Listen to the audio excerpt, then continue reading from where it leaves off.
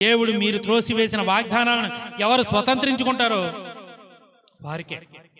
ఈ రాత్రి మీరు తెలుసుకోవాల్సిన సత్యం, యెహోషువ గ్రంథం 1వ అధ్యాయంలో 56 సంవత్సరాల వయసులో యెహోషువతో చెప్పాడు, నువ్వు వెళ్ళి వాగ్దానాలు స్వతంత్రించుకో, వాగ్దాన భూమిని స్వతంత్రం చేసుకో, కనాన దేశం వెళ్ళు అంటే 40 సంవత్సరాలు అయినా సరే వీళ్ళు 10 అడుగులు కూడా వెళ్ళిపోయారు.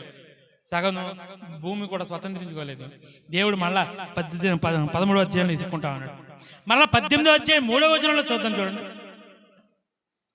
ఇప్పుడు దేవుడికి అది యెహోషువ ఇసుకుంటాడు. ప్రజలను ఎలా ఇసుకుంటున్నాడు చూద్దాం చూడండి. మీ పితరుల దేవుడైన యెహోవా మీకు ఇచ్చిన దేశమును స్వాధీనపరుచుకొని వెళ్లకుండా మీరెన్నాళ్ళు తడవు చేసేదారు. చాలా మంది పాస్టర్ గారు మాకు ఏమైనా ఉద్యోగం ఉంటే చూసి పెట్టనంటారు. సరే నేను చెప్తున్నా, పలానా చోటుకి వెళ్ళాయా, అక్కడికి వెళ్ళి ఫోన్ చేయంటే వారం రోజులైనా వెళ్ళరు. ఇప్పుడు ఆడికి ఉద్యోగం కావాలన్నా వద్దనే, అవసరం ఉన్నవాడు ఏం చేస్తాడు, చెప్పిన వెంటనే పని చేస్తాడు.